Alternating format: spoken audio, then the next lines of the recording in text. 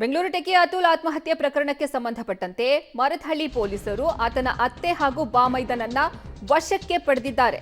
ಅತ್ತೆ ನಿಶಾ ಸಿಂಘಾನಿಯಾ ಹಾಗೂ ಬಾಮೈದ ಅನುರಾಗ್ ಸಿಂಘಾನಿಯಾ ವಶಕ್ಕೆ ಪಡೆಯಲಾಗಿದೆ. ಉತ್ತರ ಪ್ರದೇಶದ ಜೌನ್ಪುರ ಪೊಲೀಸ್ ಠಾಣಾ ವ್ಯಾಪ್ತಿಯಲ್ಲಿ ಅವರನ್ನ ವಶಕ್ಕೆ ಪಡೆದಿದ್ದಾರೆ ಮಾರತ್ಹಳ್ಳಿಯ ಪೊಲೀಸರು. ಜೌನ್ಪುರ ಪೊಲೀಸ್ ಠಾಣೆಗೆ ಕರೆದೊಯ್ದು ಪ್ರಾಥಮಿಕ ವಿಚಾರಣೆಯನ್ನು ಸಹ ನಡೆಸಲಾಗಿದೆ. ನಾಳೆ ಕೋರ್ಟ್ ಅನುಮತಿ ಪಡೆದು ಬೆಂಗಳೂರಿಗೆ ಮಾರತ್ಹಳ್ಳಿ ಪೊಲೀಸರು ಇವರನ್ನ ಕರೆತರಲಿದ್ದಾರೆ. ನಾಪತ್ತೆಯಾಗಿರುವ ಅತುಲ್ ಪತ್ನಿ ನಿಖಿತಾಗಾಗಿ ಹುಡುಕಾಟ ಮುಂದುವರೆದಿದೆ.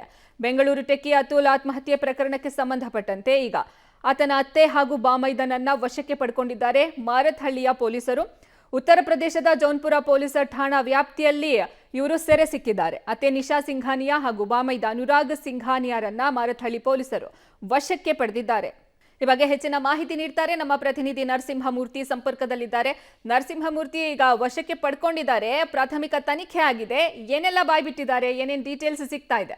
ಅರ್ಪಿತಾ, ಈ ಪ್ರಕರಣ ಸಂಬಂಧ ಟೆಕ್ಕಿ ಅತುಲ್ ಸಾವಿನ ಪ್ರಕರಣ ಸಂಬಂಧ ಇದೀಗ ಬೆಂಗಳೂರು ಪೊಲೀಸರು, ಬೆಂಗಳೂರಿನ ಮಾರತಹಳ್ಳಿ ಪೊಲೀಸರು ಉತ್ತರ ಪ್ರದೇಶಕ್ಕೆ ಹೋಗಿದ್ರು. ಸ್ಥಳೀಯ ಪೊಲೀಸ್ ಠಾಣೆಗೆ ಈ ಸಾವನ್ನಪ್ಪಂತಹ ಟೆಕ್ಕಿ ಅವರ ಹೆಂಡತಿ ನಿಖಿತಾ ಮತ್ತೆ ಅವರ ಅತ್ತೆ, ಅದ್ರ ಜೊತೆಗೆ ಮತ್ತೊಬ್ಬ ಅವರ ಸಹೋದರ, ಮತ್ತೊಬ್ಬಾತ ಅವರ ಸಂಬಂಧಿ, ನಾಲ್ವರನ್ನು ಕೂಡ ಕರೆಸಿ ವಿಚಾರಣೆಯನ್ನ ನಡೆಸಿದ್ದಾರೆ ಅನ್ನೋ ಮಾಹಿತಿಗಳು ಲಭ್ಯವಾಗ್ತಿದೆ.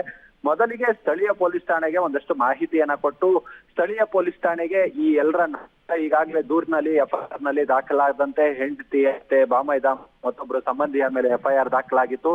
ಇದೀಗ ನಾಲ್ವರನ್ನು ಕೂಡ ಠಾಣೆಗೆ ಕರೆಸಿ ಒಂದಷ್ಟು ಮಾಹಿತಿಯನ್ನ ಪಡೆದುಕೊಳ್ಳುವ ಕೆಲಸವನ್ನ ರಾಜ್ಯದ ಪೊಲೀಸರು ಮಾಡಿದ ಮಾಹಿತಿಗಳು ಲಭ್ಯವಾಗ್ತಿದೆ. ಇನ್ನು ಕೂಡ ವಶಕ್ಕೆ ಅವ್ರನ್ನ ನಾವು ತೆಗೆದುಕೊಂಡಿಲ್ಲ ಅನ್ನೋ ನಿಟ್ಟಿನಲ್ಲಿ ಡಿಸಿಪಿ ರವರು ಒಂದು ಕ್ಲಾರಿಫಿಕೇಶನ್ ಅನ್ನ ಸಹ ಕೊಡ್ತಿದ್ದಾರೆ. ಹೀಗಾಗಿ ಅವರ ಹೇಳಿಕೆಗಳ ಆಧಾರದ ಮೇಲೆ ಮುಂದಿನ ಕಾನೂನಿನ ನಡೆಯನ್ನ ತೀರ್ಮಾನ ಮಾಡಬೇಕು. ಸದ್ಯಕ್ಕೆ ಅವರ ವಿಚಾರಣೆಯನ್ನ ಅಂದ್ರೆ ಪ್ರಾಥಮಿಕ ಹಂತದ ವಿಚಾರಣೆಯನ್ನ ತಮ್ಗೆ ಅನುಮಾನ ಬಂದಂತಹ ಒಂದಷ್ಟು ಪ್ರಶ್ನೆಗಳನ್ನ ನಾವು ಕೇಳಿದೀವಿ. ಮುಂದೆ ಅವರಿಗೆ ನೋಟಿಸ್ ಅನ್ನ ಕೊಟ್ಟು ವಿಚಾರಣೆಗೆ ಬೆಂಗಳೂರಿಗೆ ಹಾಜರಾಗಬೇಕು ಅನ್ನೋ ನಿಟ್ಟಿನಲ್ಲಿ ಸೂಚನೆಯನ್ನ ಸಹ ಕೊಡ್ತೀವಿ ಅನ್ನೋ ಮಟ್ಟಿಗೆ ಪೊಲೀಸ್ ಮೂಲಗಳಿಂದ ಮಾಹಿತಿಗಳು ಲಭ್ಯವಾಗ್ತಿದೆ.